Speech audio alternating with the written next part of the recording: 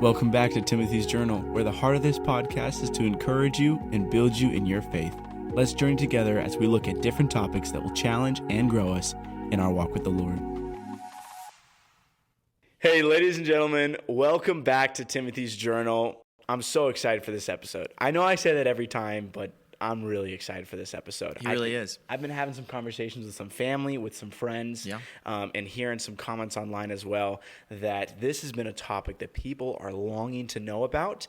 And frankly, I'm so excited because I think we're bringing some value, some serious insight of just putting peace to some concerns or worries that people might have. So I'm excited. So today, we're going to be diving into the three most critical relationships that every person needs in their life to be healthy and thriving. But before we get into that, I just want to shout out Ingrid. Ingrid reached out, said that she loved the episode, commented down below that she was going through all the episodes and found Timothy's Journal and was inspired by it. So we love you, Ingrid. Thank you so much for tuning in. I put you're enjoying this episode, and we'll connect some more. And we got to shout out Cody, who also reached out, said that he really enjoyed just the back and forth dynamic and the topics and things that he wishes that he had when he was younger as well. So shout out to Cody. Love you, bro. Love you, Cody. Also, during this episode, if something that you hear that you love, or if the Lord's speaking to you in a specific way, type it down below in the comments. We'd love to hear your feedback, and we'd love to shout you out next episode. So super excited. Mr. Matt, we're talking today about the three most critical relationships that every person needs. That's right. That's right. Really, today we're focusing on kind of the first one. Yes. For this episode, because this is going to be, we're going to flesh this out over a couple different episodes because there's so much good content. So much good stuff. Over each one of them, really. But for this one today, I mean, really kind of the three are mentorship, friendship, and discipleship. Come on. And I mean, when you and I were talking, the analogy that I use whenever I think about this, just to kind of help you if you've read your Bible once or twice, is every person in their life needs a mentor or a Paul, somebody that is lived some years more than them, has some experience and some wisdom that they can pour into them. Every person needs a Barnabas, a friend, somebody who's doing life with them. The ride or dies, the people that are with them through thick and thin. Right. And then everybody needs a Timothy, somebody to disciple, somebody that they are pouring into, that they're sharing wisdom and knowledge with. And really there is a wonderful, beautiful success when you are finding yourself in every single one of these types of relationships where you are one to somebody else and then you are receiving that from someone else as well. Absolutely, yeah. So today we're going to be going over mentorship, and our next episode dropping in May the 2nd is going to be talking about friendship and discipleship. So don't tune out before we get to that. It's going to be awesome. Things that we're talking about today is why mentorship? Why is it valuable? We're talking about where do we go for mentorship? What are some qualities that mentors should have to make sure that we are listening to the right voices? And a real big issue is, what is the danger of not having mentorship in your life? And I think that'll be a great question to answer. I agree. For everyone as they walk through their stage of life. And I think what's funny is, not funny, but very real, is every single person needs all three of these in their life. So if you're really young, or if you're a lot older in life, you'll still have these three areas, these three types of friendships that will be in your life. Well, I think it's interesting to your point of, every age needs this. The younger you are, the easier it is to think that you have been disqualified or you're not ready for a certain type of those relationships. Like I would say I felt this way when I was, an early adult staff position in a church. I'm given the title and the role and the responsibility, and I'm like, man, I'm in no position to be mentoring somebody. I'm 20 years old.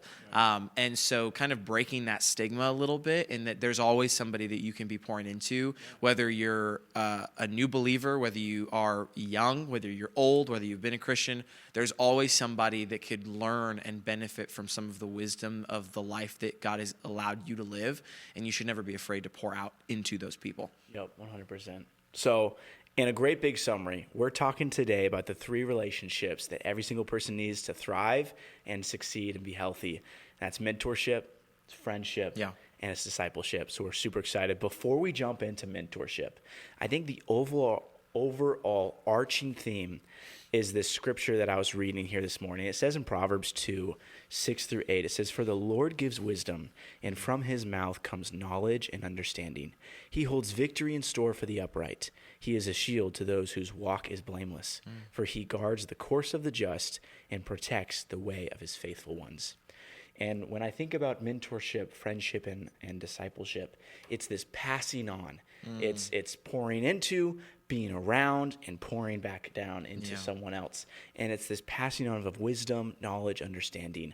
But most importantly, it's from God that we get this. That's good. And so just an encouragement to you, if you don't have one of these three relationships in your life, God's with you, and his Holy Spirit is going to be empowering you to continue moving forward. So just an encouragement. You're doing great. But everything comes from the Lord. It's good. So, Matt, let's dive into it. Love it. Why mentorship? Yeah. Well, something that I think is really cool about mentorship is when you have somebody that's pouring into your life like a mentor, and I think, and I don't want to get into this too much, but like even the word mentor, there's a stigma a little bit. Like when you have somebody in your life that's pouring into you, call it a mentor, call it whatever you want, but that's really what true mentorship is somebody who's pouring into you, somebody who is helping walk through life with you because they've walked through it already. And really that's what it is. And so for me, when I think about, well, why mentorship, when somebody is helping guide you through life, the types of people that I really learn from the most are people who have done the things that I want to do, and I can literally watch the path that they've taken, or they've done the things that I want to avoid, and they've come out on the other side. So it's kind of a little bit of like hey, if I'm a mentor, do as I say, not as I did. And it's this idea of like, hey, I've walked through this. Parenting is like this. I've walked through this. I know what happens when you ignore these things or you go this way instead of this way, and I want to help come alongside you so that you don't go through some of those hardships. So like for me, if I was to ask the question why mentorship, I'd be like, well, why wouldn't I want, call it a cheat code, call it like, why wouldn't I want advice on how to avoid pain and struggle if somebody's willing to offer it to me? You know what I mean? Yes, Yeah. I do. And it's very funny. I think in high school, the topic of mentorship was a big deal. You hear it in church. You hear it of how critical, how vital it is. Like it is a big deal, right? Yeah. Especially if you want to be a leader and if you want to go far in life and have a big impact. And so, me, the small dreamer, I was like, yeah, I want to have a big impact. I want to change the world. And so I was like, I need a mentor. Yeah. And one thing I thought on my own was like, okay, I need one person pouring into my life, giving me the coverage for everything. Well, that was slightly out of hand because I was doing other things that whoever said mentor or oversight leader was over me had experience or advice on. For instance, I was running cross country and track, and I would consider my coach like a mentor figure. Yeah. Because he knew how to run. He was a great runner. He was, went to like pre-Olympic trials. Oh, wow. Didn't make it. He had the flu. Crazy story. But he flu still game? made it. Yeah, crazy. But just thinking like, you can have different people in your life pouring into you for different areas. Yeah. So whatever your goals and dreams are, to have someone find somebody out in that area that's doing great things, like you said. Yeah. And then asking if they were like, hey, would you pass on some things that you learned? Yeah. Some good advice? Yeah, well, I think so. I went to ministry school in Los Angeles, and I have so many great experiences from that. And that was a big thing that was a fundamental core of that program was people pouring into you. Yeah. And so, they had small groups where they would put us together with, there was a couple students, guys and girls together, and then there was like a guy lead that was a second year in the program, and then a girl lead that was a second year in the program. And they were kind of like they were our small group leaders, but really the relationship was designed so that they would be mentor figures. And so when I was younger and I was in this program, like everything about that program pushed me towards, okay, this person is your mentor. This person is the person that's going to come alongside you and do this life with you. Sure. All fine and dandy, and the concept is great. But to what you just said, there was a little bit of a pressure of like, oh man, all right, I hope this guy has the answers to everything because there's a lot of weight riding on this guy being the guy. And I love him to this day. I have only good things to say about him. He was so great. But it was unfair of me to put that weight on him. I mean, I was 17 and he was 19, and I was a second year in the program, but he hadn't lived a lot of the stuff that I needed answers to. And so it's not fair for me to expect that he'll have everything figured out. And so you said something really key that I was going to say later, which is you don't have to have one perfect mentor. I would say it's actually really dangerous to try to seek that person, because you're either going to get let down a bunch, or you're going to have a lot of people who you want to pour into you feel like they've let you down because maybe they don't have the answers to every single little thing. Sure. What would you say, Matt, to where is the best place to go to be more mentored? Yeah. Well, I think when you look at even just the Bible and you see all the different beautiful examples of that leadership, mentorship, guide relationship, right? You think about Elijah and Elisha. And literally the Bible says that Elisha was blessed with a double portion because he simply refused to leave Elijah's side until the day he was ascended into heaven. And I think that there's power there in multiple things, but even just that, like, I'm not leaving you because you've done so much good. I'm not leaving until you're up in heaven. And he received a double portion because of it. I think about, in Titus 2, it's giving qualifications for elders, and it says, hey, like, if you're an elder, which is, leader in the church, like, you need to be pouring into young men, and you need to be. And so to answer your question, where do you go? Well, look at what the Bible shows as good examples. Okay, people who have lived godly lives, they're still going towards Jesus, just like you're going towards Jesus, but they're farther down the path. They've lived some years. Okay, so does every mentor have to be old? No, I'm not saying that.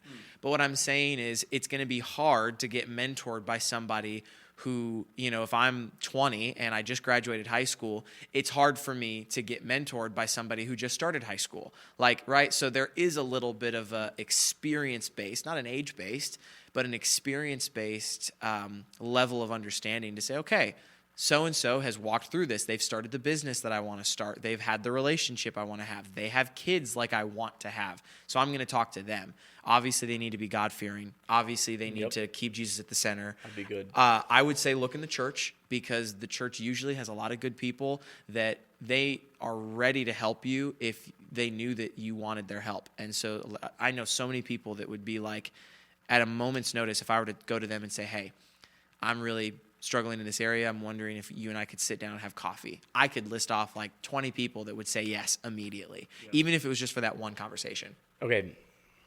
One thing I would run into, personally myself, but then I'd hear stories about people, and some dear friends of mine, and they'd be like, man, I'm looking for some mentorship. And they'd go up and they'd like find somebody at the church or the something pastor, and specifically to grow in their faith. And they'd be like, hey, I need mentorship. Would you mentor me?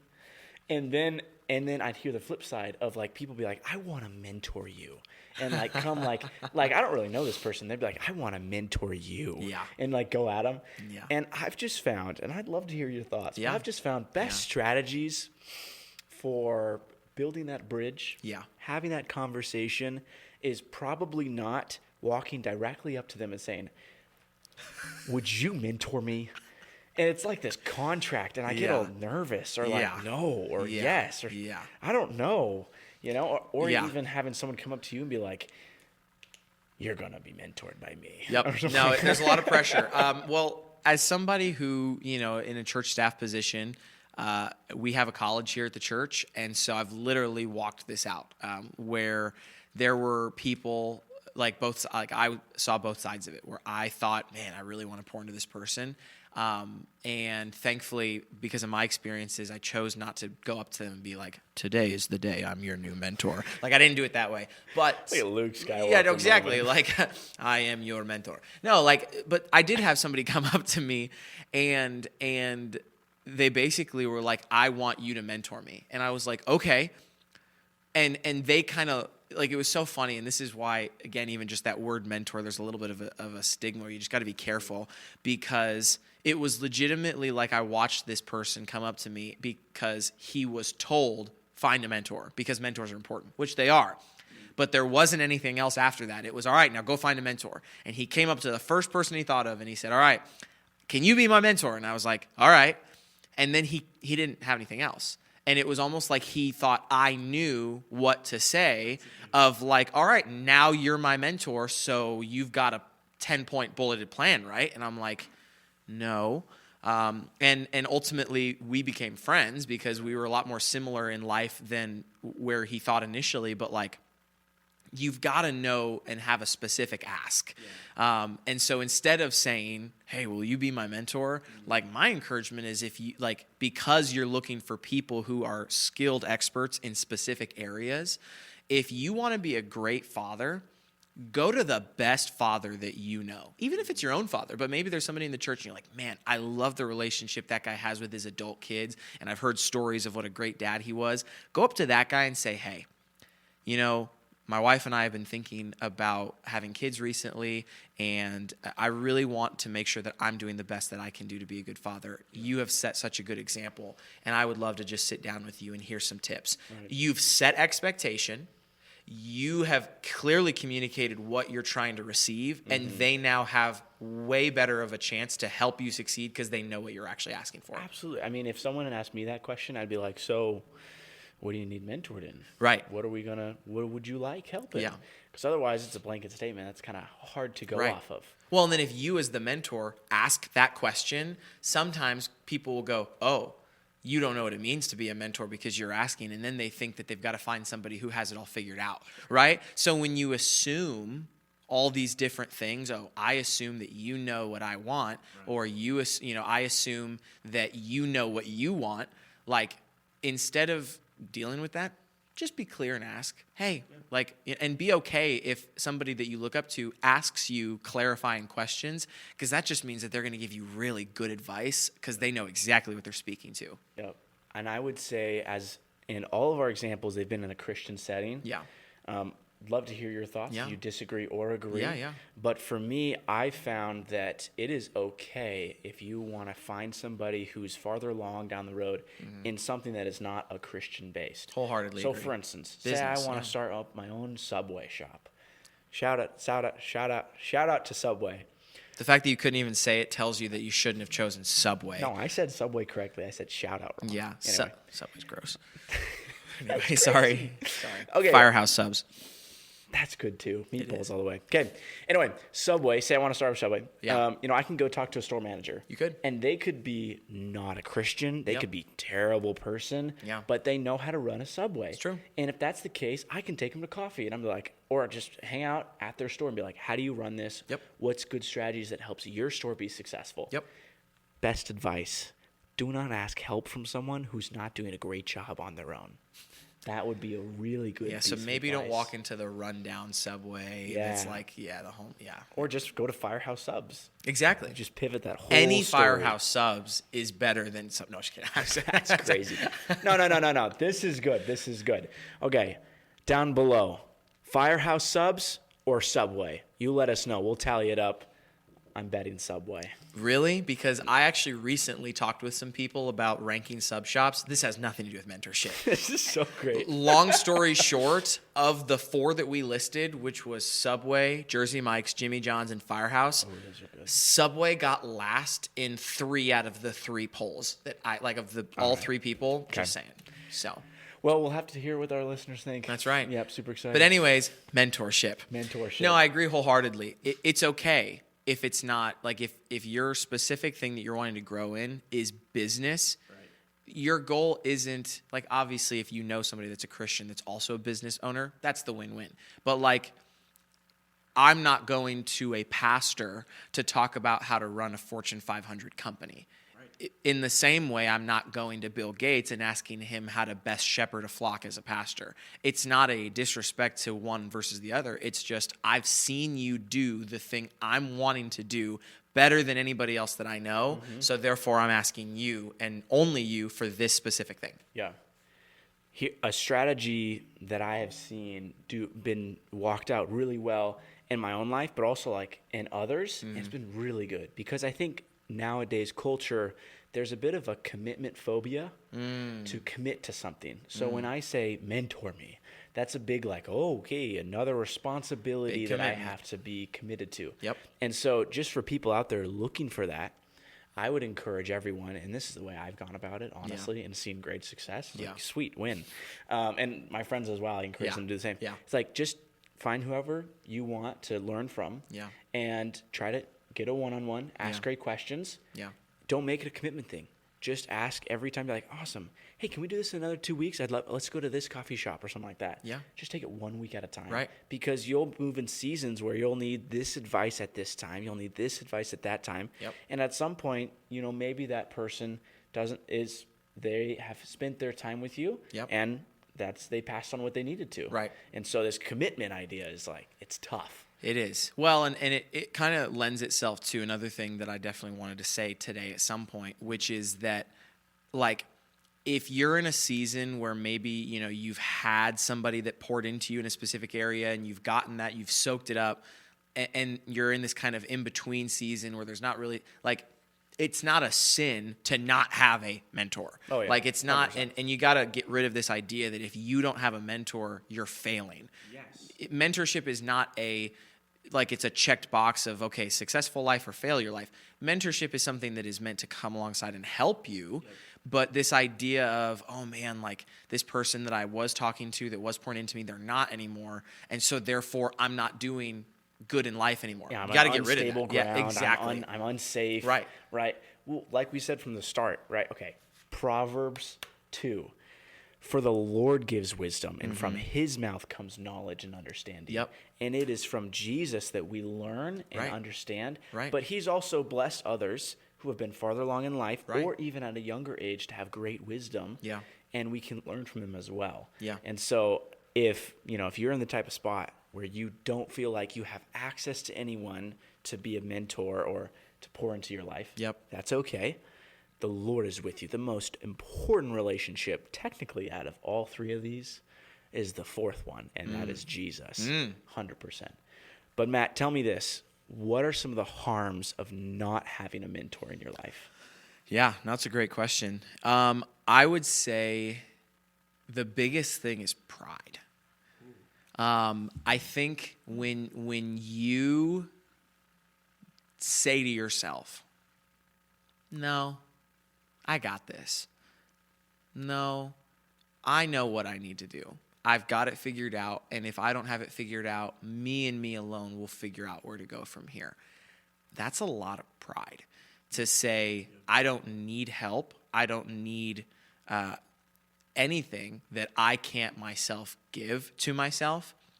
And you really run the risk of turning into somebody who either just shies away from receiving help, and which is, I would say, harmful to you.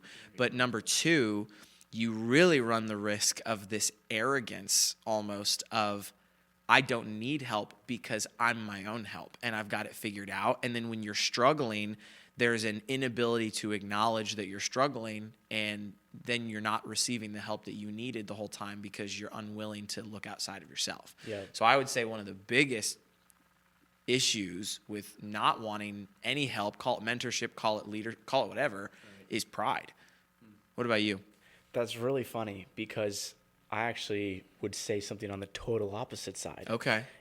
I would say mentorship is a big deal because to have someone believing in you. And because there's that insecurity or uncertainty.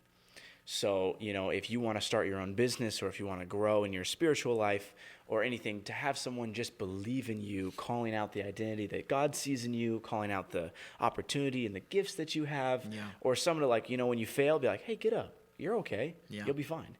Yeah. So for me in my life, I've always looked for someone to believe in me because I'm my worst critic. And I probably on the outside come off very confident, but most of it's confidence in God. Yeah. But then second is I'm honestly, just doing the best that I can. Yeah. Because deep down, I'm not quite sure. Yeah. And Jesus wants to give us such confidence in us because he has blessed us. He has been with us. Yeah. But that's not to say that we can't learn from other people. Well, and I think you saying what you said, contrasting what I said, it is a great example that because we are all so different, it doesn't matter what type of personality you have. There's a good reason that you probably should have somebody in your corner. Right. Whether it's because, you're somebody who struggles with feeling like you're not worth the help or feeling like you don't have somebody to believe in you, or you're on the other flip side of, well, I don't need help and I've got it all figured out. There's reasons for both of those situations as to why you still should have people in your corner. And I would even go as far to say, in general, like, whether you're somebody who maybe you struggle more on the pride side or you struggle more on the self-worth side of like not feeling like you're worth somebody believing in you, my question to you is your ability to lean on somebody like a mentor or a guide, I think directly reflects your ability and your desire to lean on Jesus. So good. And so I think that if you are unwilling to lean on a mentor, whether it's because you don't think you need them or you don't think you're worthy of them, you'll say those same things when Jesus is trying to help you. Well, I don't need Jesus. I don't need his words. I've got it figured out. Or I'm not worthy of what Jesus has to give me. Yeah. And so I think it's a beautiful reflection that helps show us things in our life with other people that directly correlate to our relationship with Jesus and how we are engaging in that relationship. The last harm, I would say, piggybacking on what you were saying, yeah. of not having a mentor in your life is, or someone in your life yeah. that's in your corner, is when you have someone in your life, they want to know what's going on in your life. Yeah. And so if you don't have someone that you're sharing life with, the dreams of your heart, the plans, the excitement, the thoughts that you're having of just like, hey, I'm dreaming about this. Hey, I was thinking about that. Oh, I really learned this recently. Yeah. When you don't have that, you don't have an area for you to vocalize those things. So you might not even be able to reflect and understand and realize what your perspective is on something. Yeah. For instance, it will bring that pride to the table. Yeah. When you're like, oh yeah, I'm going to do this because I'm so great. It's like, well, you just told someone that you're so great and now you realize it because you said it. So it brings things to the surface, whether that's fears, pride, insecurities, bad thinking, or just a bad game plan. If you're like, I'm thinking about selling everything and I'm going to move to Cuba and we're going to Cuba. Wow. It's like, okay, talk to me about that, man. But you're in your own head. Right. It sounds totally logical. Right. Cuba, Well, for the same reason, it's like, whenever I prep sermons or I'm writing stuff down, I tell people that want to, sermon prep, like always take the thought that you just wrote down and say it out loud, because sometimes saying it out loud, you're like, oh, wow, that does not sound the way that I thought it sounded in my head. And so in this context, when you verbalize an idea to somebody who has some experience, they can tell you, oh, yeah, that is a really good idea, and validate it. Or they can say, I see where you're coming from. Let me offer this as well, so that you have multiple things to consider so that you can make the best decision possible. 100%. Hey, last thing we're going to be talking about here today is what are some qualifications, some do's and don'ts for mentors that we're looking for. It's good. Or that we might have. Yeah. Well, I was looking up kind of just the definition of the word mentor the other day, and I didn't write it down, but what I remember is that it was the word trusted stood out to me, that it's somebody that you've got to trust. It's really hard to have somebody that's pouring into you if you don't trust them.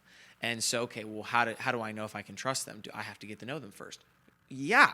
And so maybe don't have somebody that you don't know at all or anything about them be your mentor, or somebody that you're having poured into them. Like, going back to your Subway shop analogy, if I just meet somebody off the street and I'm like, yeah, he looks like maybe he could help me run a Subway, and I don't actually know anything about him, not a wise person. Like, oh yeah, this guy might, I want this person, and so I hope he's got the answers that I'm looking for, is a bad way to go about that. So trusted, but also qualified. Exactly. Trusted and qualified. And I would say, like, if you're somebody who is trying to be a mentor, because we're talking to both today, getting mentors, but even just being a mentor. Yep. Like, if you've hit a place where you're you think you're ready to help mentor others or pour into others, which I would say all of us are in some context, a great indicator of that is like, okay, there's never a moment where you've arrived. And what I mean by that is if you're like, yep, I'm a mentor now, and I no longer need to be mentored because it's now my turn to pass along, you're not ready to mentor somebody. Well, you just kicked out one of the 3 pivotal relationships Exactly. that you need in your life. Exactly. You need all 3 at all time. Yeah. But number 1, you need the 4th, which is Jesus. Right. And I know, unfortunately, too many people, not that I know personally, but, some that I've interacted with in life, some I see, on just social media platforms, and it's evident that they feel as though they've arrived. And they have passed the point of needing to get poured into, and they are now in a stage of life where all they do is pour into other people, and that is where that pride creeps in. And so, like, for me, like, working with kids and youth, in their eyes, I've arrived. And and I tell them often, like I literally told them this in a sermon I did last Tuesday. I was like, I do not want you to take everything that I've said, trust it wholeheartedly, and never once assume that there might be something that I got wrong. And it was in a different context, but really the heart of that is I'm not perfect. I have not got it all figured out. And yes, I can help you with certain things, but the minute that I think that I've got it all figured out, I think is the minute that disqualifies me from being a mentor. And so you can't ever feel like you've arrived. Is I would say for the mentor that wants to pour into people, but for somebody that's looking, if you see that level of pride in somebody, maybe you should look for someone else. Yeah, that's very good. I think one of a great advice I'd give to anyone, and I would tell myself about 4 or 5 years ago, is when you're looking for someone to mentor you in your life, when you're looking for someone to pour into you, bring it to prayer. Yeah, it's really good. And have the Lord direct your steps, because there have been people that, like, there was a youth pastor growing up that I was like brokenhearted, did not want to like spend time with me and did not want to like pour into my life. I was so brokenhearted. But then again, like we got coffee, it was happening, but it wasn't as frequent as I thought it would or anything like that. And I also feel like there's a portion of it that the Lord was protecting me to say, this person might not have been the best person to pass on wisdom for you. Yeah. And that's okay. Yeah. Nothing against them. It's just for me where I was going. Yep. The Holy Spirit was navigating to help direct me. Yeah. And also in those seasons, really special story is I was crying out, praying all often. And Lord, bring a mentor in my life, because I realized I was feeling this burden that I need to be poured into, because I thought there was, I wanted to grow and do something special. And so I was praying for this mentorship. And the Lord really kind of laid it on me, and he said, I'm your mentor. And just coming back to Proverbs 2, it says, for the Lord gives wisdom, and from his mouth comes knowledge and understanding. And he holds victory in store for the upright. He is a shield to those whose walk is blameless, for he guards the course of the just and protects the way of his faithful ones. That's good. And in that, he is a shield to those. So bringing it to prayer protects you from people that maybe they're great people, but for you, it would lead you wrong. And also, if the Lord is keeping maybe mentors out of your life, maybe he's drawing you to a place of, are you seeking Jesus first? Are you bringing your problems, your hearts, your desires, your dreams, your issues to Jesus first? Because if you don't, you're bringing a dependency upon a carnal human being rather than the eternal, infinite, all-knowledgeable, perfect wisdom of good God. It's good. Jesus. Yeah, that's so good. I love it. That would be a big qualification. Bring it to prayer. You talked about trusted. I would add to that safe. You feel safe. You build that relationship. Yeah. And then that they're qualified to bring a value to your life. Yeah. Is very good. I love it. Absolutely. Hey, guys. So today we talked about mentorship. We talked about the 3 relationships that are very pivotal for everyone to be successful, healthy, and a thriving individual in life. And that is mentorship. A little bit of friendship. You sprinkle in some discipleship there at the end. And so get ready. Episode 35. No, this is 35. 36. Episode 36, May 2nd, we're going to be releasing the friendship and discipleship episode. So be ready for that. I'm super excited. Matt, what should people be doing in the meantime? They're ready for this. They've been inspired by this episode. Yeah. What's a good step for someone? I would say the first thing is if you were stirred at all by the idea of mentorship, instead of defaulting to, all right, I got to figure out, who's going to be my mentor. I would encourage you to take it in prayer and say, Lord, what is one area of my life that you're showing me that I need to work on? And based off of whatever that area is, because it could be different for all of us, I think from there going, okay, my area is I really need to work on my humility. I would just say for the next couple of weeks, really be attentive to the people in your life and say, okay, man, I'm noticing humility in other people, and look for somebody that displays that well. I would say in that context, it needs to be somebody who's displaying Christ-like humility. And then, once you've kind of confirmed, like, all right, I've got a good relationship with this person, they display humility the way that I want to display it in my own life, then go up to them and have that simple ask, like we talked about. Hey, this is something that I'm walking through. Would you be willing to give me some tips on this? Can we go to coffee for an hour and let it be that one thing? If it turns into something consistent, great. If not, you got some really good wisdom on humility one time from somebody, and that's what I would say. That's good. Last thing, I totally forgot about this. Another great piece of advice of some qualifications for a mentor. Yeah. They should have an interest in your life. It's good. If they don't care about what's going on, if they don't care to see you succeed, Yep. that is not someone you want to be really getting good. some info for. Really good. Hey guys, I pray this blessed you today. I pray this got you super filled up with the Spirit, encouraged you, uplifted you, challenged you a little bit for sure. Mm-hmm. Made you laugh. Subway, House of Subs. Firehouse Subs. Make sure you comment down below which one you think is better, because I'm banking on Subway. It's not going to be Subway. Yes, 100%. So, hey, love you guys. We'll see you guys next month, May 2nd.